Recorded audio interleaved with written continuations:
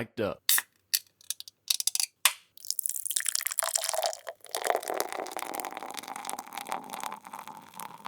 Good evening once again, everybody. Welcome to the highlights from Lowlife show here on Mic'd Up. We are happy to be here, continuing our ongoing saga of guys sitting around drinking beer and talking about things. So, welcome to the show. If you aren't familiar with us, we are guys that played in the same baseball league. As so many people did during COVID, we tried to stay connected to each other through online happy hours. Our happy hours evolved into these long discussions about our favorite top five things and top five things we didn't like. And the more people we discussed that with, the more people seemed to think that that was a fun thing to sit in and they wanted to be a fly on the wall, so to speak. So here we are. We are the wall. You are the fly. Let's have some fun. So tonight, our topic is our top five Major League Baseball stadiums, past or present. There were no real qualifiers. You didn't actually have to go to a place. It's someplace that just happened to fascinate you, grab a hold of you one way or the other. I think most of us are probably going to talk about stadiums that we have been to, but we'll see how that evolves. While we're on, you're watching us live here on Mic'd Up. You can hit that live button. You have 30 seconds. You can leave us a comment, leave us your top five stadiums, call out Marty for naming a minor league stadium and saying it's just like a major league park. Whatever you need to do, we'll have What did those I do opportunities that? for us. So, I'm just guessing. Oh, guess it. Oh, it's coming. It's coming. Okay. So with that, let's just dive right in. Top five major league stadiums or ballparks of all time. So, Marty, go ahead. Okay. I kind of took this assignment as kind of my ballparks that I've been to. And I went for more sentimental, the history of each one, the experiences at each one. This one wavered back and forth with honorable mention or even the top five at all. And if you look over my shoulder, there it is. Sixth Stadium in Seattle. It was a major league ballpark for 1 year, 1969. I lived in Seattle then. I was 11 years old, and mom and dad took us a couple of times. The more I dug into the history of this ballpark, the more I realized that why it was a major league ballpark for 1 year. It was supposed to hold 30,000. On opening day, it could only hold 17,000. And the story goes is that, and a lot of those people couldn't get to their seats until the third inning because the construction crew was still working on it. That's how far behind and on a tight budget this whole organization was. But I said, when you're 11 years old and you go to a major league ballpark, it's got to be in the top five, no matter what you do afterwards. It was a great. I always remember it was a great time. We mom and dad were on a budget, so we sat out in the bullpen. And I remember one afternoon, mom picked up a conversation with the bullpen coach. We were that close. And, so mom was talking to a celebrity. God knows who this guy was. He was the bullpen coach. But there it was. There's number five for Marty. Let's try Jonesy, number five. All right. So my first one, I think it would be on some people's list of worst. But I'm going to say it anyways because it was the first non-Bay Area stadium I went to. I was visiting my sister. She got tickets. We drove down there, and we saw the Giants play the Astros in the Astrodome. Wow. We were down the right field line. We saw a couple of really great catches by Giants outfielders, and we saw, I think it was Matt Williams have a 15-pitch at bat that ended in a home run or something. I vaguely remember that. But one of the things about the Astrodome is as much as bad as it is looking back at it now, it had so many it led to things. It led to better fake turf that people could do. It led to better domes that people could do. So I'm putting the Astrodome on my list at number 5. Nice pick. Like it. I like it. Weber. All right. I had some early experiences when came out to California of seeing games at Dodger Stadium, and I've always liked going there. I don't have to be a Dodger fan to like going to the stadium. It seems like they put a lot of thought into putting the parking lot and the stadium in this little cove up in the hills there. People come in, they make the entry into the stadium very easy. It's everybody has a good seat, and like Marty said, when you're on a budget, we were sitting in the fourth deck, which felt like you were miles away, but you were right behind home plate, and it was still a great seat. And we got our first Dodger dogs there, and just had a great time. I have no recollection about what happened in the game, but just the experience of being at the ballpark, and even today, as old as that park is, it still Holds up. breathes life into you when you walk in and you can see the pavilions and the scoreboards out in the outfield. It just looks like a ballpark. They did it right. So that's number 5 for me. Very Robbie? nice. Yeah, I got issues now. Now I've got issues. Oh, now you. I've got Oh, issues. okay. Well, yeah. I mean, over that pick, are you kidding me? Wow. Jeez. All right. Well, so I purposely stayed away from the Bay Area parks. I mean, I grew up at Candlestick, basically, and of course, Oracle Park now, Pac Bell, as we like to call it in our family, is just such a jewel. It'd be unfair to me to try to slide those in this conversation, so I kept them out of my list. My number 5 is a ballpark that I would have liked to have visited. It doesn't exist anymore. It is the quintessential ballpark of the 20s, 30s, 40s, 50s. I think when you somebody says, "Hey, there's a movie out about 1930s baseball," what you envision in your mind as the ballpark looking like is exactly what this stadium looked like. Sportsman Park in St. Louis.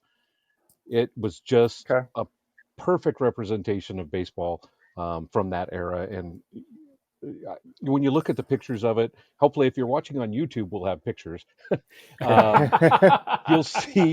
You'll see how it just looks exactly like what you would expect a park in a ballpark experience to look like from that era. So Sportsman Park has just always fascinated me, and I don't like the Cardinals.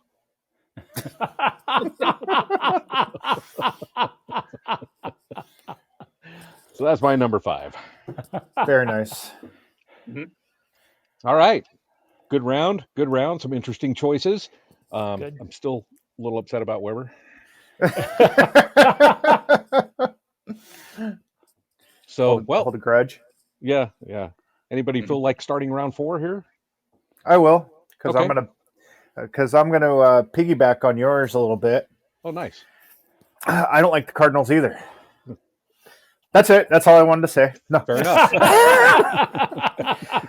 But a couple of years ago, we went to Busch Stadium, and I have to say that as much as I dislike the Cardinals, I really enjoyed that stadium. The stadium itself is very nice. The people were extremely kind, considering we were 6 guys running around in Giants outfits, trying to stir the you know what.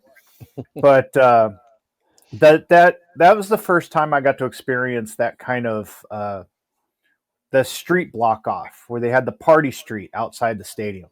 Right. And they did that up right, where they built this whole outdoor area with temporary bars, and then when it was operating hours, the regular restaurants and bars opened. But even after the game, the little bars would stay open, so you could sit there at giant TVs to watch whatever sport was on. And then we got a chance to go up into Cardinal Nation building and sit up on top of that building, looking down on the game, where we sat and just got endless food and drinks as part of our ticket. And we were the only Giants fans in that building, but we were dang near treated like royalty the way they treated us up there. They were so nice to us. I mean, there was joking back and forth, but at the end of the day, they were super nice to us, and the fans were awesome. And you had a view of from the field. You had a view of the arch, so that's a pretty good view. Yeah. So I'm going with Busch Stadium. Yep. Good choice. I'll pass it to Marty. Okay. I had to reshuffle things a little bit, but why not? Let's stick with Busch Stadium. And my view, because it was the four of us plus Dave Hall and Terry Lee. And it was, like I said, and Jeff hit on it, but it was the people. Like I said, we were in that Cardinal Nation, and there was the party in front of us on the stairs. That was all ladies, and they ran to the seat. We ran to ours, and that gentleman got fed up with the ladies and came over and hung out with us. We got a picture of it. Yep. And then we ran into him again the next day inside the ballpark, and we hung out again. Plus, where else can you get Stan Musial beer? It was terrific. And then we wound up in a big party again. What was the name of that bar at the end of the second day down the left field line? Oh, yeah. Remember that? It was a second deck, Yeah. right around the foul pole, and it was a bar that was it was the only bar that was open past the seventh inning. And there's pictures of us hanging out with all the people there too. It was a great place. And again, and Jeff mentioned it, is that when the street closed out, we were there the night before we were going to go to the baseball game, and there was the hockey game. They were playing. The Blues were playing in the playoffs, and what a party that was! It was a great town. It was a great stadium, and the people made the difference. And so I had Busch. I had it at number 3, but we'll move it down just because that's what everybody's talking about. So Busch Stadium, great place. If you haven't been there, you gotta take it. You gotta take it in. And we highly recommend the Cardinals Nation experience. Yes, very much so. Oh, true. I don't know about you guys. The stadium was almost a letdown the next day compared to the Cardinals Nation experience. And the Let's not say museum. almost. In fact, was. We kind of blew through that museum. That was unfortunate. People may not understand, Cardinals Nation is the Cardinals Baseball Hall of Fame that is outside the stadium, out over the left field wall. And the building is high enough that it reaches over the walls of the stadium and you can see inside. There's other cities that are trying to copy this, but the Cardinals were one of the first ones to do it. Very And cool. the building is part of the Cardinals organization. Yeah. It's not like at Wrigley where it's independently owned behind the walls. Right. Yeah. Right. Yeah. Okay. Robbie. All right. My number 4, fortunately, I got to see it before the tear down and rebuild of the new stadium. Also not a fan of this team, but just because of the history and everything else, Yankee Stadium, the original Yankee Stadium, when you walk in and see the I don't even know what they call that at the top of the stadium, but the white pieces with the archways that go around that define Yankee Stadium. The white. Yeah, I don't know what else you call them. I mean, it The was white pieces. the 1st Aren't time I you an went there was architecture major? Yeah. yes, it was first in the catalog.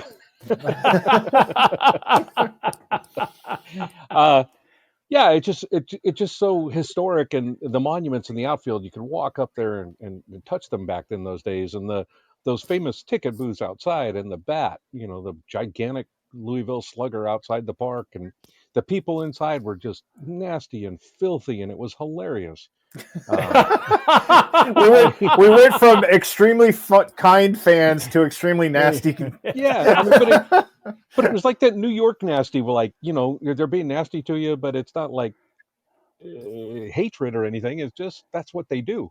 So it was just a great experience overall, but being able to see all those points of history and Babe Ruth and DiMaggio and so on and so forth and what have you. yeah, that experience was just something else. And that was back in the early 80s. So New York was still a pretty grimy city and the whole thing. And it just had that feel to it. I don't know. It was great. I miss the original stadium still being around. Ah, Cool. Very good. Webby? all right. I have not put any restrictions on what I choose here. Um, I'm going to choose the local ballpark, San Francisco's Oracle Park, as my number 4 choice. Um, I know there's probably looks of disbelief out there. How could you possibly put this stadium uh, so low on your list? I don't think it's their fault. I wish the ballpark had a larger footprint. The aisleways at the ballpark are just too small to handle the crowds that are there. And it makes the experience of even looking around the ballpark much more difficult because everybody else is trying to do the same thing. It's a beautiful ballpark. I just wish they had more land and could have expanded the aisleways and the pathways around the stadium so that people could enjoy it more. Um, Beautiful park. I'm sure people who haven't been there have seen it on TV with the home runs into the water on in right field and the big Coke bottle and glove in left field. Just gorgeous. Um, don't have a whole lot of bad things to say about it except for the footprint of the park. So that's my number 4. Nice. All right. Well, that's the whole round of 4. Wow. Yeah. Wow. I know, no kidding. You know what that means? What? The question needs to be asked. What you drinking? Oh, see, Once again, Really? we're sponsored by Almanac Brewing tonight. We're running out of beer, Almanac people. Don't take that as a threat. No. But we're all drinking different beers tonight and thought we'd do a quick run through. Almanac Brewing is a craft brewer out of Alameda, California. They are one of the finest that the state has to offer. And I am enjoying, as I was last week, the Rocktoberfest. This is their from their lager series. They rotate their lager 4 times a year to be a seasonal style lager. This is a Martzen style for Oktoberfest, and it is absolutely delicious, malty, great flavor. Rob, you're going to go last. Marty, what are you drinking? Well, I was told by a number of different people that I may have been too harsh on Almanac last week, but we're still it's still a good beer, and I'm still there, and it's the Bunny Hop. And I was told I was a little more. I should be kinder to bunnies, especially bunnies in the Eastern Washington. But again, okay, yeah, it's a good beer. I'll live with the name, Bunny Hop. It's a micro IPA. Good beer. Beautiful.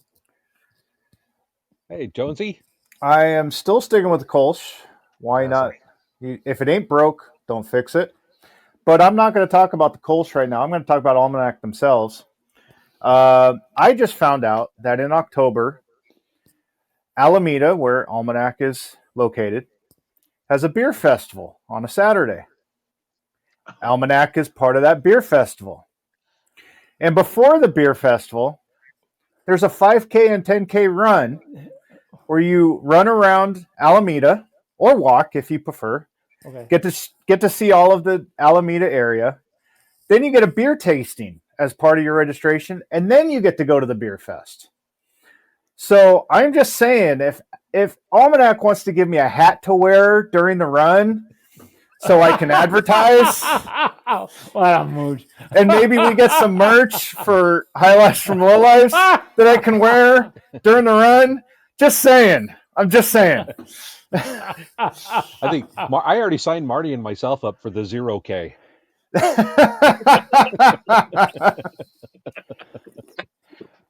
Cheers to Almanac. See you in October. So here we go. all right. I have been in the experiment again. I am drinking the Boost Coffee Stout. This is my Ooh. first ever taste of the stout. Be careful. Ooh, I've Stouty. got hints of chocolate in there. Definitely a coffee taste. And I didn't put creamer in, so I'm taking it straight. I like it. I like it. Uh-oh.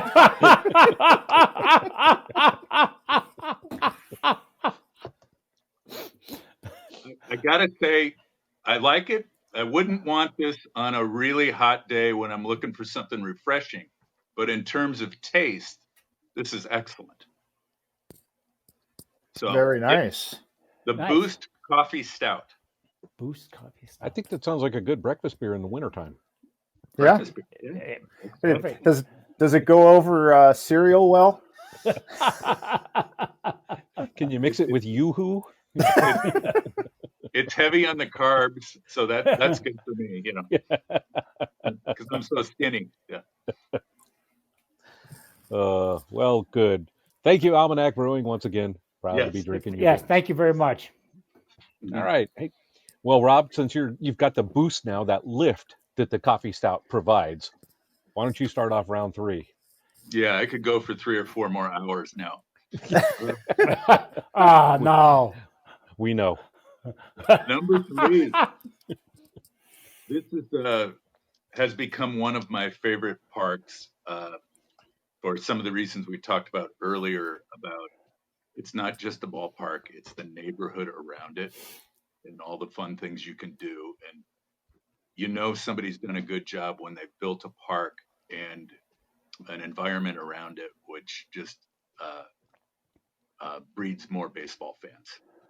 Um, Petco Park in San Diego is just a wonderful place to go.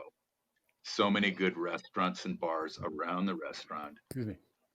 They've taken a part of the city that was pretty run down and beat up, and they've plunked a ballpark into the middle of it, and they've kind of left some of the old buildings around there. So I'm sure you've seen a home run down the left field line. Uh, it goes into an old sheet metal building that they left the kind of the bones of that building there. Um, there's a lot of shops and stuff inside of the stadium, which is a great viewing experience. But one of the fun places, as you're going through these shops, they have these little kind of uh, time capsules that you can look into. When they were excavating for the stadium, they took all the things that they found when they were excavating and they put it inside these little time capsules so you could see them. So there's these little toy cars and dolls and things like that they found when they were excavating. And they put it right in the middle of the memorabilia shops that you can go through in the stadium. Um, Great viewing experience. One of my fondest memories was watching a Giants Padres game that ended in extra innings and was followed by uh, some of the greatest softball home run hitters of all time in a home run hitting contest. And they didn't put fences back out on the field. They left it's the original fences. These guys are launching softballs three and four Wow. hundred feet. So Jeez. great Wow. time, beautiful city, beautiful ballpark. That's number 3 for me, Petco. Robbie. All right. My number 3 is one of the newer retro stadiums, and I'm pretty sure Sportsman Park that I mentioned earlier had an influence on the design of this ball field. It is for the fan experience. It's amazing. I've been in this stadium when there was 50,000 people there, and the concourses never felt crowded. There's tons of food and really great food, actually. Some of the best food I think that ballparks have to offer in the country, at least diversity and uniqueness to them, especially, and a lot of regional food. But just the overall experience, their Hall of Fame is out in left field, and as you're walking through that, it's in Ashburn's Alley. So any of you that can pick up on that clue can tell where I'm talking about.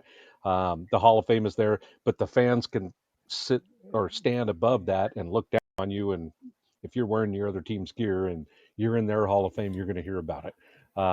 Citizens Bank Park in Philadelphia. It is really that park. It's beautiful sight lines. It's really designed as a fan experience park, and they did a hell of a great job with it. So I can't recommend it enough. It's a great place to see a game.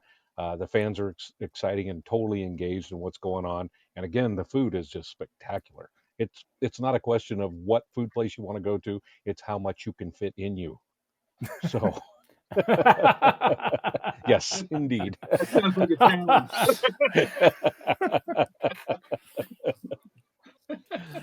Yep. Well, I guess there was only one after that, huh? No? Oh, there's still two of you guys to go? Yeah. Oh, geez. sure. Yeah. I got to start paying attention. Yeah, you do. You know, Holy crap. you are the host and all. Oh. Well, just for that, you could wait. Marty, go ahead. All right. I'll just have another beer here. Damn it. That worked out for him. This is where they're going to cut me off, and this is my swan song, so it's goodbye everybody. Because after I mentioned this ballpark and the reasons why, they're just going to throw me out. But I looked at my experiences there and all the great things I saw there and experienced there. I have to include the Coliseum in Oakland. It's a cruddy ballpark. It needs to have been imploded 20 years ago. I'm going to offload reload for this. Okay, how? Just everybody, just quick around. How old were you when in 1973? How old were you? Me? Yeah, Eddie, 11. come on. Hey, how? 11. 2. Okay. I had a chance to see the World Series there in 73 and 74. And there's a quick story of how that came about. I was in high school and I was on the football team, and the electronics teacher at our high school ran the big time computer scoreboard out in the outfield. Now that was just a series of black and white lights that went on and off, and that was the electronics at the time. But they needed press runners. Literally, I had a job of sitting in a press suite in the second deck, and if someone had a story to tell or something like that, they literally had to type it up, give it to a press runner who ran it down to a teletype machine. That was, there was the technology at the time. So I got a chance to see the World Series. The A's beat the Mets in 73. And Willie Mays was on the Mets that year, and Willie Mays played. That was a great. I knew who Willie was then, and really could appreciate that. And then they beat the Dodgers the following year. I told the story when we talked about ballpark food about the exploding sandwich. Mm-hmm. The guy held up the sandwich to catch the foul ball and exploded. Well, that was at the Coliseum. My one and only All-Star game was in. When was the All-Star game there, guys? Come on. Late 80s. 87. Yeah, right. 87. Right. And then, of course, the Raiders played there, and I got to see the Raiders play a couple of times too. So as far as a significant ballpark in my development as a sports fan and all the memories there, I have to include the Coliseum. So there you go. Okay, Jeff, sense. your turn. Makes sense. I'm going to piggyback on Weber. I'm going to go Oracle as well at number 3. I agree with everything you said. There's the variety of food, the variety of all the different options you got there with food, with views. You can go in you can drive, you can take BART, you can take the ferry, which is awesome if nobody's ever done that. Drops you right there at the drops you down on Embarcadero, but you pick it up right there afterwards. It's a really cool place. It's a really fun time. I agree with Rob. They should have built it bigger. Just given a little bit more space. I really wish they would have developed the area around it for the ballpark and not for all the businesses that they did. They had that great spot behind McCovey Cove. That could have been the same thing that the Cardinals have or others have, but they decided to, sell it to a business and build office buildings, which was a terrible idea. I wish they would have done that. But otherwise, I mean, we were there one time on Memorial Day. We had the last row up above first base, third deck, last row. They had a jet flyover, and they were almost eye level. It was just right there.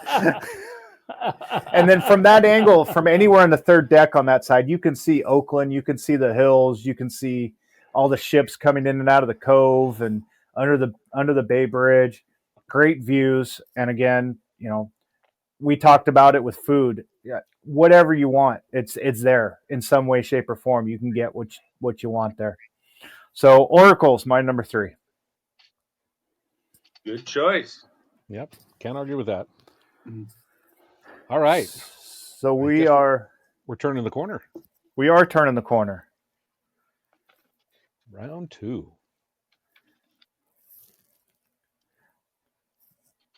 Rob, why don't you start us off? Since that awkward pause. It's okay. It's okay. We just got back from a trip to Milwaukee and Chicago in May. I grew up in the Chicago area, northern Chicago, about 40 miles north of Wrigley Field. So I got to go there as a child, and this was my first visit back in many years. And it's interesting how much change has taken place around the ballpark, but how much the ballpark is still a lot like it was when I was going to the games in the late 60s and early 70s. It's one of those instances where the Cubs have maintained Wrigley Field, but now they've built out the area around it. A lot of the streets around the ballpark are closed down now. I believe it's called Gallagher Way, which is now food trucks, cocktail bars, memorabilia shops, and just a big party for folks waiting to get into the game. You hang out before the game and meet people from all over the world that are coming to a Cubs game. Not necessarily to root for either team, but just to see this phenomenon that is Wrigley Field. You get inside, you got it's kind of like you're watching a movie. What's going to happen next?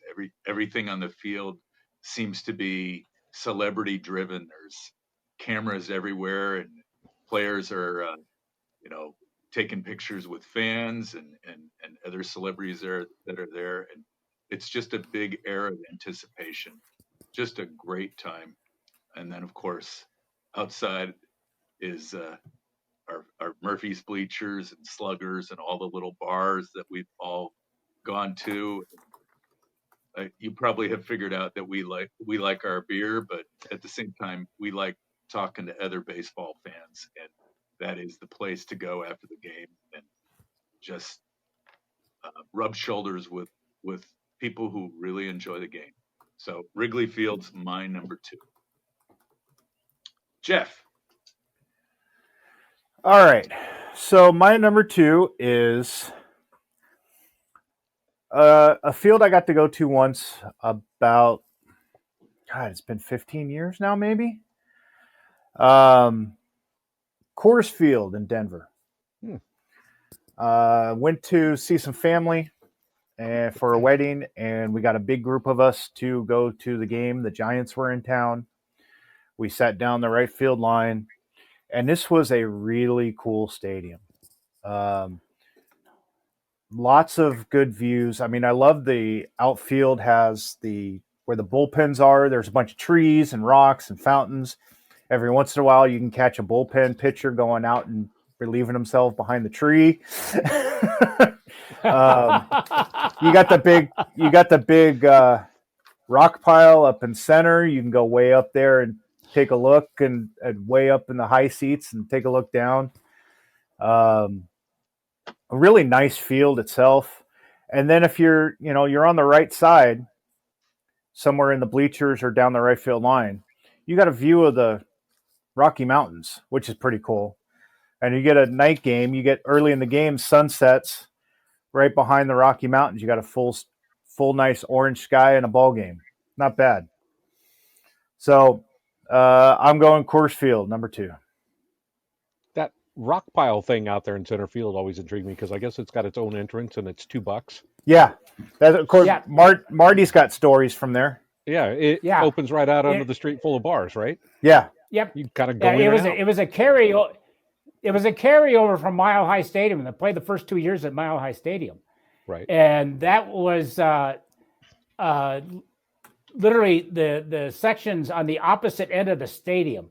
And then again, they sold it for $2, and then they came up with Coors Field, and they originally didn't have the rock pile, and the backlash from the fans saying, "No, we want some semblance of the rock pile." So that it was by the fans doing that. The rock pile carried over to Coors Field. Yeah.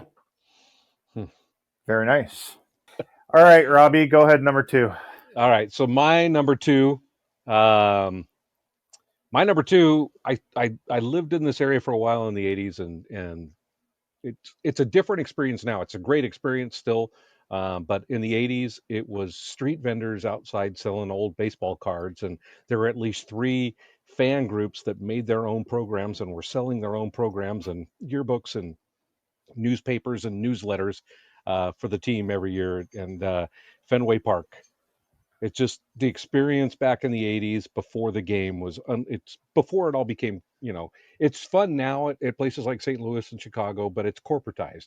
And this was just baseball lovers in Boston selling stuff. You could buy bobbleheads and old yearbooks and old programs from years ago and just lining the streets as outside the stadium as you walked around. And it was the first place I ever saw guys outside, like they were roasting peanuts and stuff right there on the street in front of you, and guys with the little carts grilling hot dogs. And it's $1.50 here, $6 in there, that whole thing. It was just this like flea market, for lack of a better word, a flea market of baseball. And there's a number of great bars around there. Now you have to have your ticket before you can even get on any of the streets like Lansdowne and all those other streets. You have to have your ticket to get into the gate there, and they control everything that's happening on the streets around the park now. But back then, it was baseball fans, baseball lovers selling baseball stuff to each other, and it was just spectacular. And then, of course, once you're inside, I mean, when you walk through the gate at Fenway, there's 2 parks in the country that have this same feeling. You feel baseball and you smell baseball. And then you go through those portals and you see all that green, like the green monster, and all the color that goes with the stadium, and the big sit go sign is there that you've seen on TV for 50 years. And it's just it's a breathtaking place. The little wooden chairs still, Fenway is absolutely incredible, and it could have been my number 1. This was definitely a coin flip, but a little recency bias will affect my number 1 pick.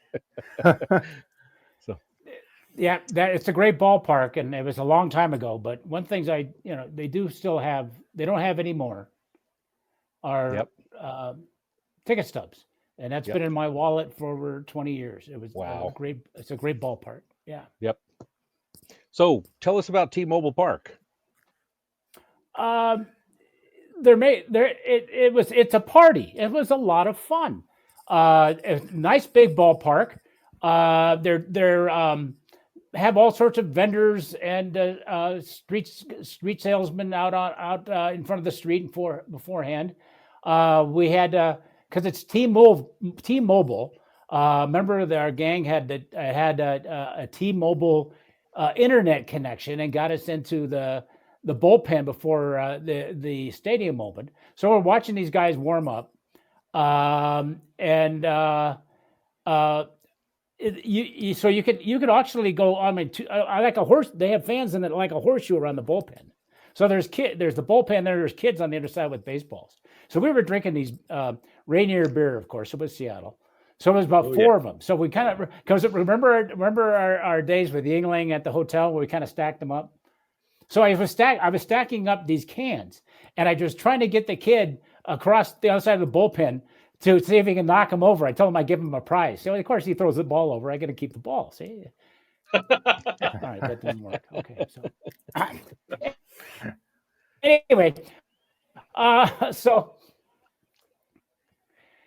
but all kind. It wasn't a bad seat in the house. We kind of moved around to all sorts of bars, all sorts of food, seafood, and when you have great seafood in a ballpark, it was a tremendous experience, and I had a great time. So, T-Mobile Park, number 2.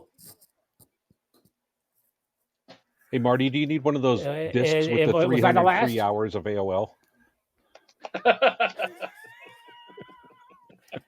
It's working now, right? I got to work. Wait a minute. Hold it. Oh, is that all around 2 then? I believe so. All right. I think so. Well, before we move on to number 1, so we can just build the suspense, it's a tried and true method of storytelling. Rob, why don't you talk to us briefly about Mic'd Up and what's available here in the app? I will. So thanks again to the folks at Mic'd Up for allowing us to do this happy hour once a week. As you know, Highlights from Lowlifes has moved to Wednesday nights so as not to dampen the fans that are trying to watch Monday Night Football. I know we don't want to take away from that crowd, so we've decided to move to Wednesdays. But there are other shows here on Mic'd Up. And the first one I want to tell you about starts at 8 o'clock tonight. Rick Barry has a show tonight at 8 o'clock. If you're using the app to watch us, you can see Rick's show comes on at 8. And you can, within the app, like or follow either Rick or his co-host Cyrus. And that way you'll be notified anytime that they have a show coming up, as they do tonight. You can ask questions in advance of the show or leave comments in advance of the show or during the show itself live. So as you all know, Rick is a former NBA and ABA player, very outspoken, and a great talk show host. So it's a definite watch. Another one is Bip Roberts. Leon Bip Roberts, former Oakland A, Cincinnati Reds, San Diego Padre, amongst others. He has a show. He's been a little bit sporadic lately, but his show is baseball focused. Even though Bip is a bit of a renaissance man himself, he will talk to you about what's going on in today's game. And if you would like to ask questions about his experiences in the pros, he will talk to you about those as well. Usually he does Monday night shows, so that's something to look for. Another person who we've had spent some time with is Jim Darby. Jim is a former executive with Easton Sports, the Bat and Glove Company. Jim's time is usually spent talking about his favorite topic, Cal Bears and the Bigs. It's a book that he's written about former Cal Bears who have gone on to play in the major leagues. And he'll usually tell us a little bit about some of the folks that he interviewed for the book. But he also has some great stories about his time as an Easton executive. One of my favorites is a John Elway story where he was courting John Elway to sign with Easton and spent a cold night in Chicago wining and dining John Elway and the taxi cab driver that they had for the evening. So quite a story. Another show that you'll see sporadically is John Rieger. John is a PGA Tour professional, but he is also affiliated with the Florida Sports Hall of Fame. And he'll bring on folks who starred in sports, whether that be collegiate or pro in Florida. And they'll do some storytelling about what they did in their careers and where they are now, what they're doing now. He recently had Fred Bolitnikoff on as a host or as a guest, and Fred told about his current venture, which is he's making wine. or he's involved in winemaking. Very interesting stuff. There are some new shows coming up that we'll tell you about as soon as they're finalized, but try things out on Mic'd Up. I think you'll enjoy yourself. All right, Very Robbie? nice. Yeah. Hey, Perfect. Thank you. we got a comment during the "What You're Drinking" segment. I think this is directed at you, Rob. Oh, okay. I think it would be great on Count Chocula cereal. I think he's talking about your stout, not your creamer.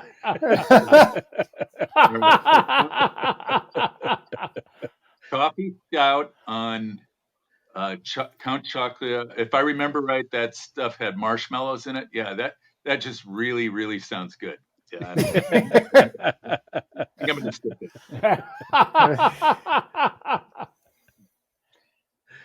All right. Well, that brings us to number one then.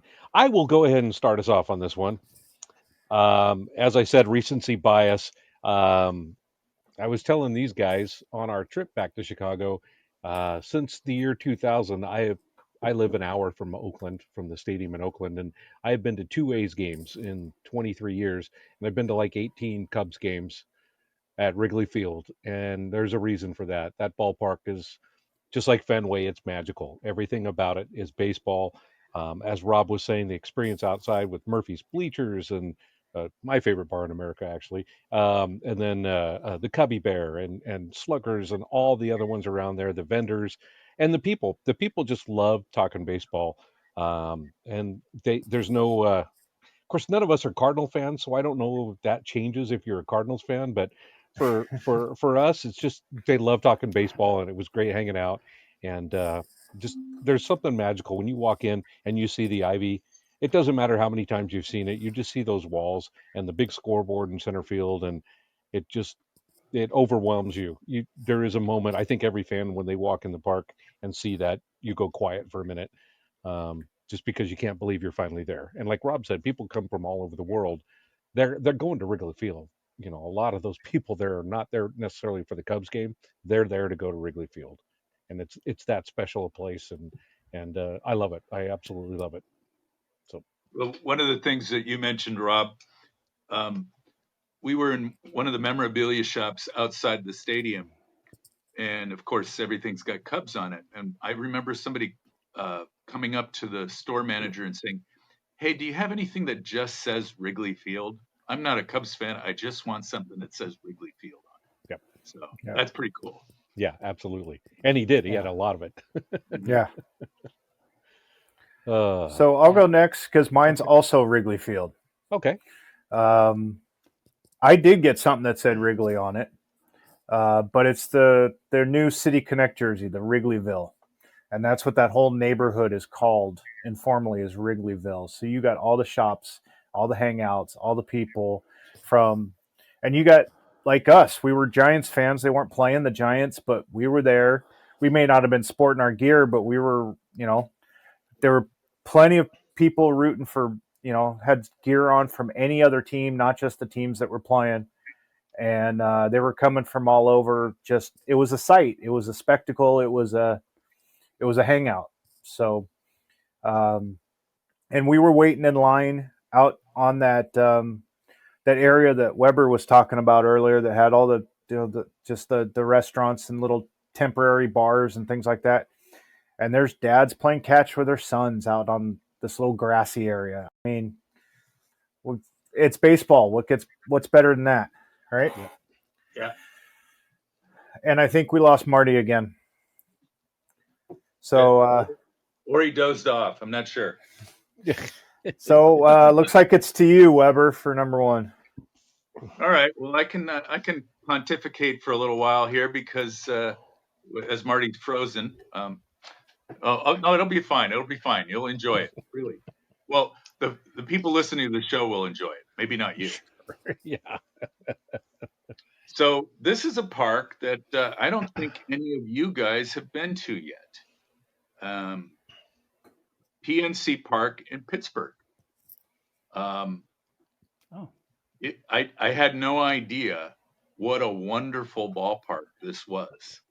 And they did they did quote unquote steal some ideas from other parks, but I would argue that they've done it better. They've chosen a spot along the river in Pittsburgh. They've revitalized an entire neighborhood around the ballpark. Uh, they they have big, wide corridors so that if you want to take pictures, you're not blocking everybody's traffic. You can have a conversation without being pushed from behind. There's plenty of different places to go for food or drink. There's never any lines, and one would argue, well, there's never any pirate fans. That's not really fair. If the Pirates, when and if the Pirates get serious about putting a major league product on the field, they already have a major league stadium. Just a beautiful place. Again, you have the ability to hit a home run into the river. You don't see it very often, but it has happened. Um, the lines of the ballpark are just beautiful. Uh, you never feel rushed or crowded in any way. Um, so that is my number one. That's what I think other parks should aspire to be. So Very nice. team, And that's the same architect as Oracle Park, I believe. could be. I think it is. I think that I've read that when Oracle was built, or when the second of the two was built, they mentioned that it was the same architect. The architectural firm, yeah, absolutely. Yeah. It is funny to hear the announcers talk about that, because I guess the announcers booth is at the very top in the back of the stadium. Oh So yeah, yeah.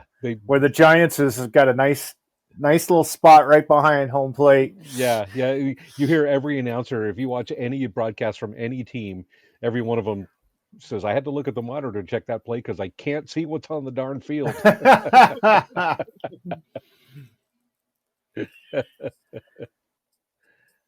Well, Marty, if you're still with us, you're up. If I hope I'm still with you. Hurry, quick, while it's up.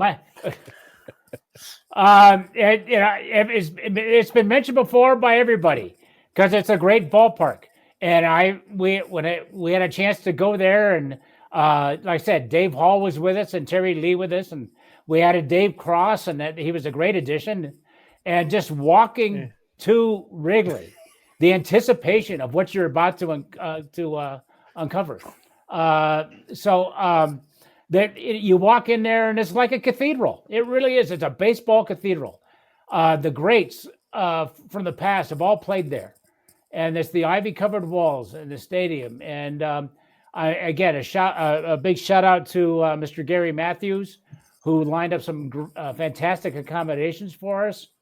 And you guys mentioned Wrigleyville and the lore, the stories of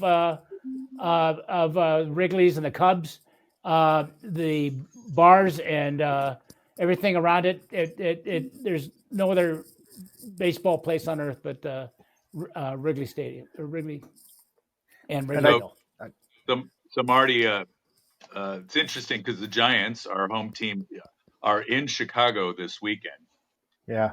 And because of all of our stories, a couple of other groups are out there this weekend experiencing all that. Now, of course, the Cubs have beaten the crap out of the Giants. Yeah. So that made their trip a little less exciting. But I have received a whole bunch of pictures of folks out on Gallagher Way, just Nice. having a great time and just drinking in the atmosphere. It's awesome. Yeah. So Marty mentioned history. I heard this fact recently, and I've not fact checked it, but I believe it to be true. I will accept it if I'm wrong, but it's the last standing major league ballpark that Jackie Robinson played in. Because he retired before they went to LA, so he hasn't played in LA, and he never played in Fenway because they didn't do interleague and they didn't play against him in the World Series. So that's the last standing ballpark that Jackie Robinson played in. Wow. Do you remember the first day going to the ballpark? We're walking to the ballpark, and we stayed at this really great hotel. Free shout out to the Majestic Hotel. It's in a neighborhood. It's about 8 minutes walk from the ballpark. But walking there, We're all wearing baseball gear, and this older gentleman's out for his daily walk, and he said, "Guys are going to the game, huh? I've been a Cubs fan for 75 years, and the food sucks." I go, yeah, but you got to love your park and your Cubs. He goes, yeah. I said a fan for 75 years, a fan for 75 years, and they've been good 4 of them.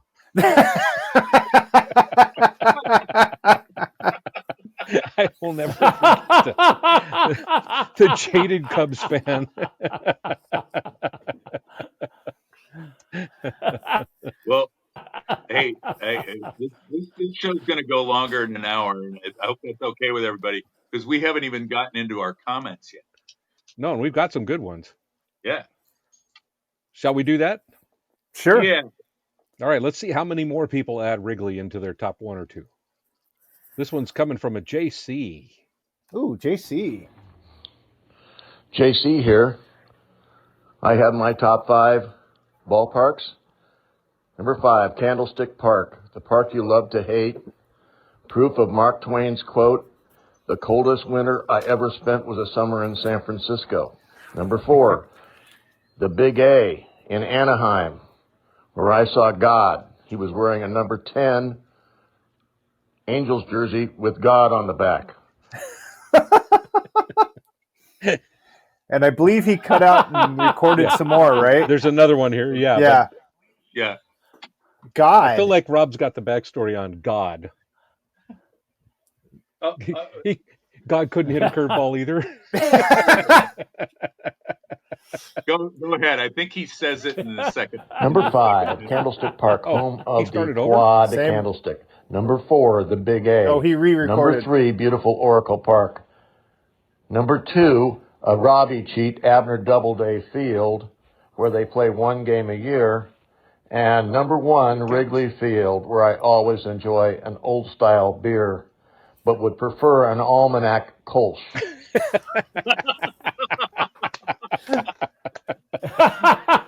This is great. This is great. We have trained our fans. This is awesome. Oh, brother. All right. Well, his other second half one is gone, so he must have deleted that. So we'll move on. We got a big Juicy has checked in with us, as he so often Candlestick Park. Number 5, Quad Candlestick Pin. Number 4, Astrodome. Not watching the Astros or the Oilers play, but watching the single ladies being escorted out of the arena during the Offshore Technology Oil Conference. Number 3, Busch Stadium, the rooftop. Not actually in the stadium, but great seats and all you can eat and drink. Number 2, Petco Park. Beer Fest on Fridays with great selections of craft beer and great views. Number 1 coming up. Oh, number 1 coming up. Oh, he's probably getting another message. I want to hear more about the Houston Astrodome convention. The oil conference. Big Juicy should be a commercial spokesman. Yeah. Well, here comes his number 1. He did this well. And number 1 is Wrigley Field. No, not Chicago, in Los Angeles, home of the Los Angeles Angels of the Pacific Coast League and later MLB Angels in the 1961 expansion of the MLB. And in 1969, the facility was torn down, but it lives on in various TV shows and movies, including Pride of the Yankees. So that's my number 1 pick, the Wrigley Field in Los Angeles, home of the LA Angels. And I believe that was the home of all the old, was it 50s or 60s home run contests? Yes. I believe that's where they filmed all those as well. Home Run Derby. Home Run Derby.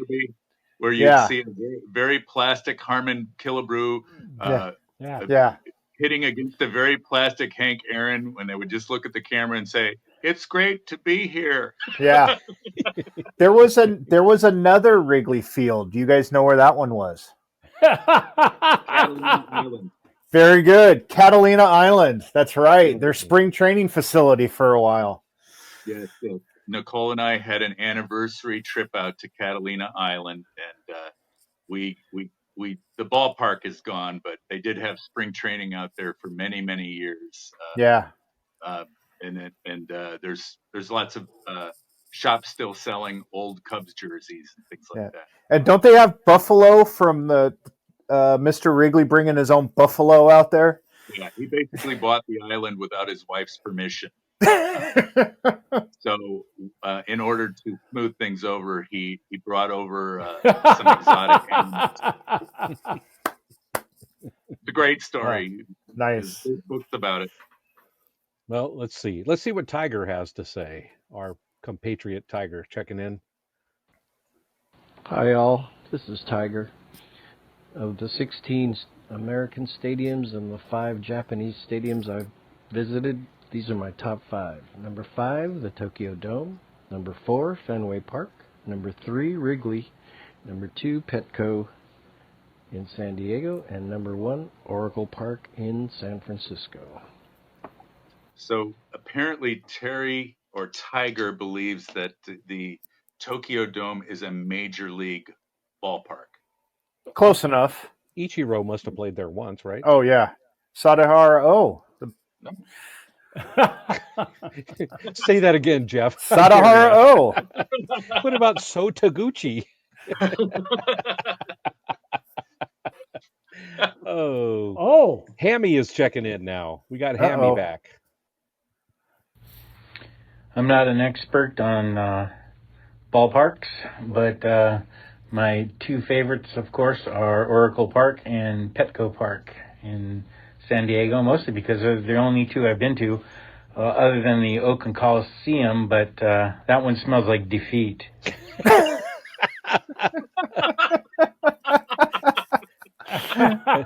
The best part of Hammy's message is he left a follow-up. Wait. Yeah. I'm just curious. Did he say it smells like defeat or it smells like feet? Both. Apropos of both.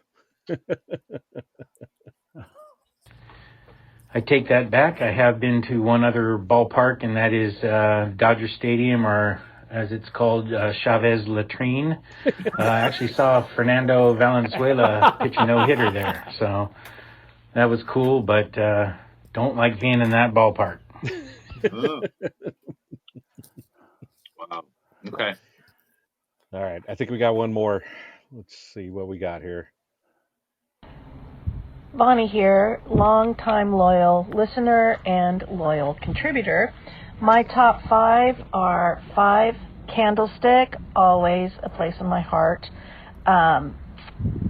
Petco, San Diego.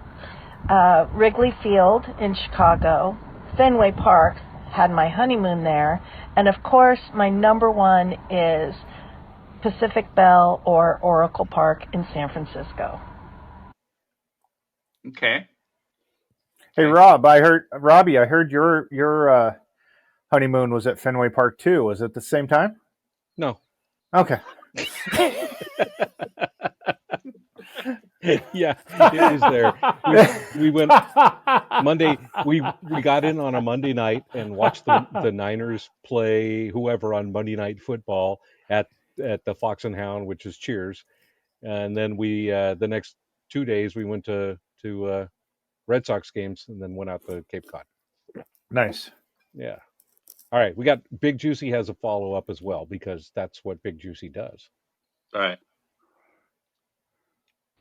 Hey, and Wrigley Field in LA had lights in 1930. 58 years later, Wrigley Field, Chicago gets them. Ooh. Wow, good fact. Yeah. I was told there'd be no math. It's like oh, well, I can see we're slowly careening out of control here, and Yeah. we better cut this thing off before it is, too much for Marty's modem to handle. So anyway, as always, we want to thank Mic'd Up, and we want to thank Almanac. We appreciate you hanging out with us, and hope you'll stick around. We'll be back next Wednesday with some other outrageous topic that everybody will have an opinion on, and we will all disagree that there's a problem with Weber's answer. Yes, Marty.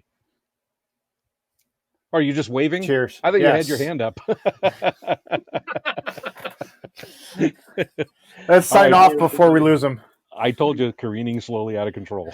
Good night, everyone. Good night, everybody. Thank you. Good night.